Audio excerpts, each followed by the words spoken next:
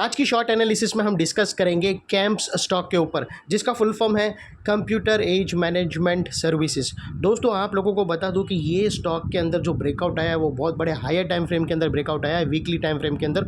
तो वो लिहाज से दोस्तों इसके जो ब्रेकआउट्स के टारगेट है वो बहुत ही बड़े हैं, और उसके लिहाज से दोस्तों इसके जो होल्डिंग पीरियड भी है वो भी ज़्यादा बड़ा रहेगा। जनरली दोस्तों मैं आप लोगों को डेली टाइम फ्रेम के ब्रेकआउट्स ला के देता हूँ, जिसका मैक्सिमम होल्डिंग रहता है 1.5 महीने से 1 महीने या 1.5 महीने तक मैक्सिमम होता है, कभी कभी 2 महीने भी होता है। और दोस्तों भले टारगेट 3 दिन में भी आ जाते, 5 दिन में भी आते, हफ्ते में भी आते, लेकिन कोई अगर साइडवे कंसोलिडेशन करता हुआ गया हो अपसाइड में तो मैक्सिमम 1.5 महीने लगते हैं। वो लिहाज से दोस्तों ये जो वीकली टाइम फ्रेम है, इसकी जो ये पैटर्न जो ब्रेकआउट हुई है, इसका होल्डिंग पीरियड मैक्सिमम 8 महीने से 1 साल तक हो सकता है।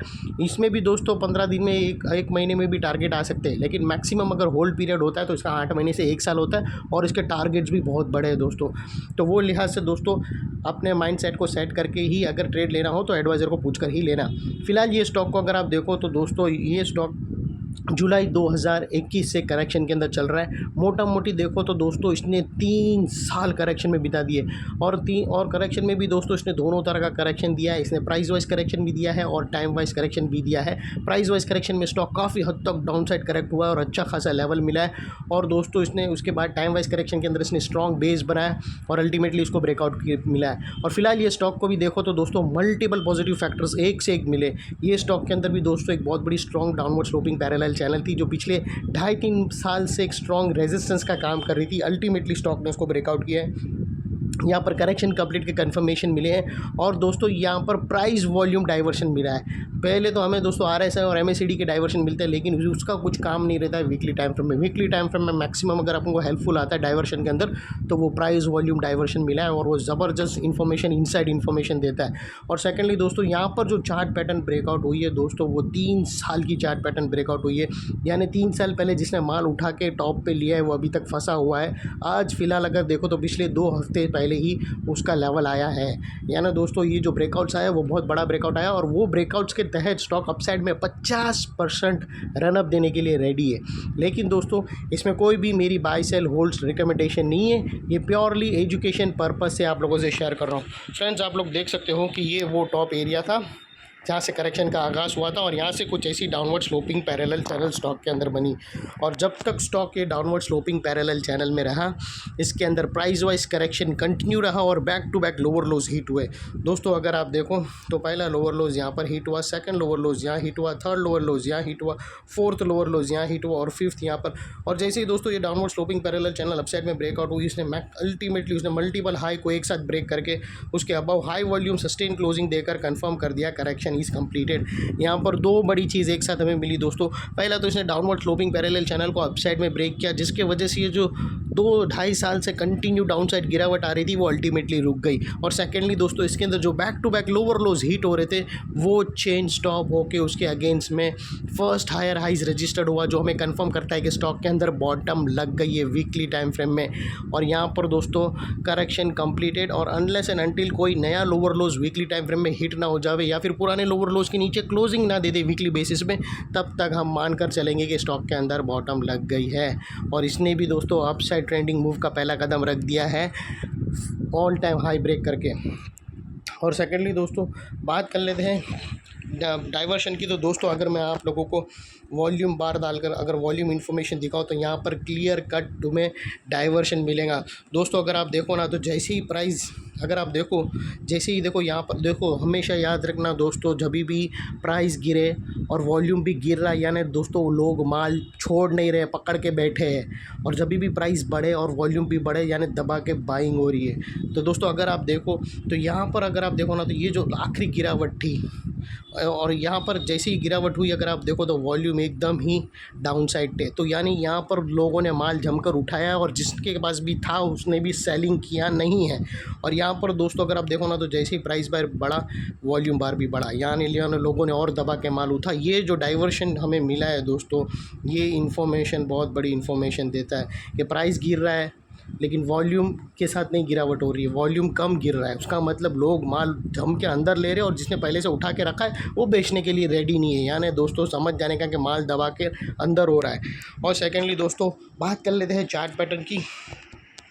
तो दोस्तों अगर मैं आप लोगों को बता दूं तो यहाँ पर क्लियर कट ज़बरदस्त राउंडिंग बॉटम मिलती है। और दोस्तों ये राउंडिंग बॉटम को बनने में स्टॉक को अगर आप देखो तो दोस्तों ये राउंडिंग बॉटम बनने में स्टॉक को 3 साल लग गया और ये 3 साल की पैटर्न ब्रेकआउट हुई है। और दोस्तों जिस किसी ने भी अगर ये टॉप पे देखो, वही लिहाज से दोस्तों स्टॉप लॉस बहुत इंपॉर्टेंट होता है। अगर किसी ने ये टॉप पर लिया है और यहाँ पर एक डबल टॉप भी बना, अगर ये डबल टॉप पे वो निकल गया तो वेल एंड गुड है।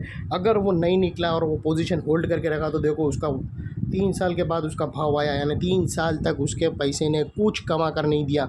और दोस्तों हमेशा याद रखना, अगर पैसा पैसे को नहीं बना रहा है, पैसे को खींच नहीं पा रहा है तो वो भी बहुत बड़ा लॉस है दोस्तों। तुम्हारा पैसा काम पर लगना चाहिए, इसीलिए स्टॉप लॉस लगे तो भाग जाओ। ये 3 साल में उसने बहुत, अगर समझो ये इतना स्टॉप लॉस उठाकर उसने दूसरे बहुत सारे स्टॉक के अंदर पैसे इन्वेस्ट करके दोस्तों उसने इससे ये लॉस कवर करके भी उससे डबल प्रॉफिट बना लिया होता। लेकिन दोस्तों मैं ऐसा देखता हूँ, लोग इंडियन रिटेलर्स का यही प्रॉब्लम है दोस्तों, स्टॉप लॉस हिट करने में उन लोग के बटन प्रेस नहीं होते उन लोग से। तो दोस्तों वो चीज़ करना पड़ेगी। और दोस्तों अगर तुम्हें डर लगती है तो उसका मतलब तुमने एक हैवी स्टॉक में, तुम लोग एक ही स्टॉक में हैवी पोजीशन उठा ली। इसीलिए दोस्तों अगर आप रैम इक्वली डिवाइड करके चलोगे तो वो लिहाज से अगर, और रिस्क टू रिवॉर्ड रेशियो के साथ चलेंगे, इसके ऊपर मैं एक दिन ज़रूर एक वीडियो लाने वाला हूँ और हैज़ अ गिफ्ट आप लोगों को दूंगा। और उससे दोस्तों तुम लोगों को एक साइकिल मिलेंगी, एक मतलब एक ऐसा बिजनेस चलेगा तुम्हारा, स्टॉक की साइकिल चलेंगी, तुम्हारी पैसे की साइकिल उसके पीछे पीछे फॉलो होंगी। और वो खास इसीलिए स्टॉप लॉस से जो डर लगता है ना लोगों को, उसके लिए मैं एक दिन ज़रूर लाने वाला हूँ दोस्तों आप लोगों के लिए वीडियो। तो दोस्तों वो लिहाज से अगर आप देखो तो 3 साल पहले जिसने पोजीशन ली उसको अभी फ़िलहाल टाइम मिला है, जिसने अगर स्टॉप लॉस नहीं लिया हो उन लोग को। तो सेकेंडली दोस्तों और आप लोगों को बता दूं कि ये जो इनसाइड रेंज है पैरेलल चैनल की दोस्तों, अगर आप देखो तो ये 50% की रेंज है, यानी पैसा पूरा हाफ, तुम्हारा जो हाफ पैसा डबल, यानी अगर तुम 100 रुपया लगाओ तो 150 रुपया, 10 रुपया लगाओ तो तुम्हारा 15 रुपया वो। और दोस्तों इसमें कोई भी हमारी बाय सेल होल्ड रिकमेंडेशन नहीं है, जो भी पोजीशन लेने से पहले एडवाइज़र को ज़रूर पूछ लेना। और दोस्तों वो लिहाज से अगर आप स्टॉक का अगला टारगेट देखो तो 6000 रुपीज़ का स्टॉक का टारगेट आता है, 6000 रुपीज़ का स्टॉक का टारगेट आता है। और दोस्तों सेकेंडली अगर आपको स्टॉप लॉस रखना हो तो दोस्तों यहाँ पर ये जो एक लोअर स्विंग है, और लोअर स्विंग के साथों साथ दोस्तों यहाँ पर ब्रेकआउट कैंडल का लो भी है, यहाँ पर तुम अपने एडवाइज़र को पूछकर स्टॉप लॉस रख सकते हो, जिसको हम रेड में कर देते हैं। और दोस्तों आप लोगों को बता दूं कि ये जो स्टॉप लॉस है वो डेली क्लोजिंग नहीं है, यहाँ पर डेली टच भी हो जावे, डेली क्लोज भी हो जावे तो ये stop loss weekly closing basis पे एक्टिव होता है। तो अगर फ्राइडे की क्लोजिंग बिलो दिस लेवल आवे तो ही स्टॉप लॉस कंसिडर कर आप ट्रेड को वाइंड अप कर सकते हो। और दोस्तों वो लिहाज से अगर आप अपना रिस्क टू रिवॉर्ड रेशियो भी देखने जाओ तो आपका रिस्क का एरिया फ्रेंड्स इतना रहेगा और रिवॉर्ड का एरिया दोस्तों इतना रहेगा। तो ये ऑलमोस्ट मोर देन 1:1.75 1:1.5 के आसपास आराम से रिस्क टू रिवॉर्ड रेशियो बन रहा है, जो काफ़ी फेवरेबल है इतने बड़े हायर टाइम फ्रेम में।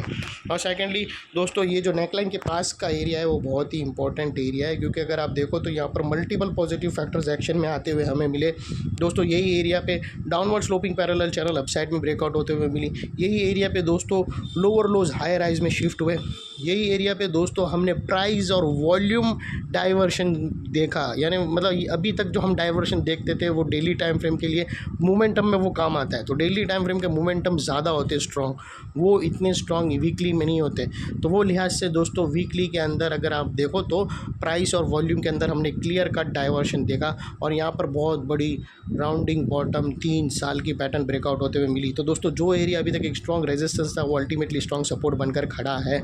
और इनकेस अगर स्टॉक अपसाइड गया या फिर साइडवे कंसोलिडेशन कर वापस नेकलाइन को रीटेस्ट करने आया तो दोस्तों यही एरिया सामने आके एक स्ट्रॉन्ग सपोर्ट का काम करेगा और स्टॉक को इधर अपसाइड में पुश करेगा या फिर साइडवे कंसोलिडेशन में पुश करेगा और इतने बड़े स्ट्रॉन्ग सपोर्ट के नीचे हमारा स्टॉप लॉस रहेगा जो आसानी से हिट नहीं होगा। लेकिन बाय एनी चांस अगर क्लोजिंग बेसिस पे, वीकली क्लोजिंग बेसिस पे हिट हो गया तो दोस्तों नो इफ नो बट सीधा स्टॉप लॉस देकर ट्रेड को क्लोज कर देना चाहिए। ये थी हमारी एनालिसिस। अच्छी लगे तो प्लीज़ चैनल को लाइक शेयर सब्सक्राइब ज़रूर करना फ्रेंड्स। Thank you.